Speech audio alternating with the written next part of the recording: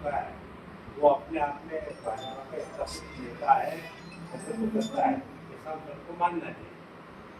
अकेले मेरे से स्थापित करने से कहीं नहीं चलेगा, आपको भी स्थापित होना है। तो स्थापित होने की थोड़ा साइलेंट कर दूं क्या? पता दिखाया है, साइलेंट कर ये दे दिखाया है, अपनी चेतना को जागृत करें, सक्रियता दिखाए और संगठन के कार्यों की अपनी निष्ठा दिखाए। तो आप भी स्थापित हो जाओगे, इसकी मेरी शुभकामना और मनोकामना आपके साथ है। निश्चित रूप से पुण्य श्लोका लोक माता देवी अहिल्या जी का जयंती मना तो मना भारतीय जनता पार्टी ने क्यों सत्ता बनी? 300 साल पहले जिन्होंने शासन किया था मालवा राज्य मालवा प्रांत में, आज मोदी जयंती मनाने का काम भारतीय जनता पार्टी। तो हम सबको विचार तो आता होगा मन में कि ऐसी आवश्यकता भाजपा को क्यों पड़ गई? भाजपा को इसलिए पड़ गई कि देवी अहिल्या अपने आप में एक आदर्श प्रतिमूर्ति के रूप में उन्होंने अपने 300 साल पहले जो शासन चलाया और करिश्ते महिला होने के जीवन में ले जाऊँ आपको तो 31 मई 1725 महाराष्ट्र के अहमदनगर जिले के चौड़ी गांव, छोटा सा गांव है, कस्बा है, वहां पर एक साधारण परिवार, गरीब परिवार, किसान परिवार में आपका जन्म हुआ। और मुझे ध्यान में आता है 12 साल की बालिका अवस्था में ही होलकर स्टेट के राजा ने उन्हें उनका चयन करके अपने पुत्र खंडेराव किशन का विवाह करके उन्हें होलकर स्टेट के राजा बनाया था। तो अवसर प्रदान किया। कालांतर में हम उनकी जयंती मना रहे हैं। आप देखिए होलकर स्टेट बहुत बड़ी स्टेट थी और पूरी होलकर स्टेट मालवा प्रांत, मालवा राज्य जिसको हम कहते हैं, उस समय मुगलों के शासनकालों से आक्रांताओं से घिरा हुआ था। अंग्रेजों की भी साजिशें मालवा प्रांत में चल रही थी। उन सब से अपने राज्य को सुरक्षित सुदृढ़ बनाते हुए, सुरक्षा की दृष्टि से मजबूत बनाते हुए होलकर स्टेट का विस्तार समय होता है। आपको पता होगा युद्ध के दौरान होलकर स्टेट के युवराजा और माता देवी अहिल्या के पतिदेव खंडेराव राव जी का वीर गति को प्राप्त हुआ, निधन हो गया। और उस समय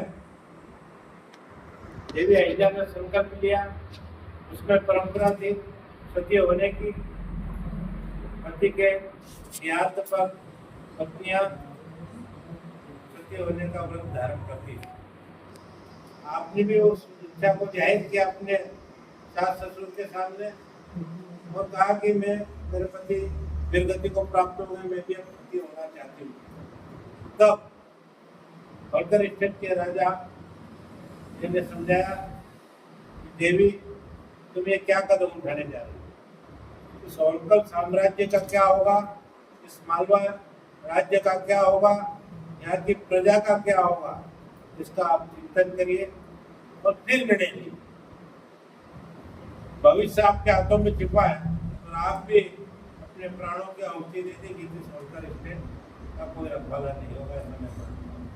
अपने ससुर के अन्याय विनय को आपने स्वीकार किया और उस निर्णय को बदला, परंतु और फिर पतिदेव के बाद इनको वहां का राजगद्दी सौंपी गई। राजगद्दी के दौरान वहां की रानी बनाया गया, पर राजकाज के लिए सास ससुर ने इन्हें पूरे पारंगत किया, पूरे सिस्टम से इनको वहां पर समझाया कि राजपाट कैसे चलाया जाता है, राज्य व्यवस्थाएं कैसे की जाती है, प्रजा को कैसे सुख सुविधाएं प्रदान की जाती है, सारी व्यवस्थाओं से इन्हें शिक्षित और दीक्षित किया गया। इसके उपरांत 2 घटनाएं मुझे याद आती है जो हम सबके लिए प्रेरणादायक हो सकती है। एक घटना हमारे लिए है जब खंडेराव जी जीवंत थे और उनका स्टेट में एक व्यवस्था थी कि राज परिवार के सदस्यों को एक निर्धारित राशि खर्च की गई थी वो राशि प्रत्येक राज परिवार के सदस्यों को दी जाती थी। उसी खजाने से खांडेकर जो अजय देवी के पति जो थे उनको भी राशि दी जाती थी, दी गई।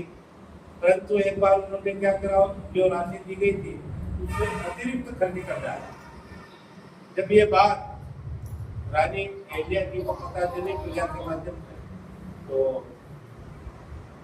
उन्होंने राज्यसभा बुलाई, राज परिवार के लोगों को बिठाया और कहा कि ये तो गलत परंपरा डली, जो निर्धारित राशि निर्धारित की गई है राज परिवार को खर्च करके उससे ज्यादा खर्च की गई, तो राजकोष का भी नुकसान है, राज व्यवस्था का भी मिलना और उल्लंघन।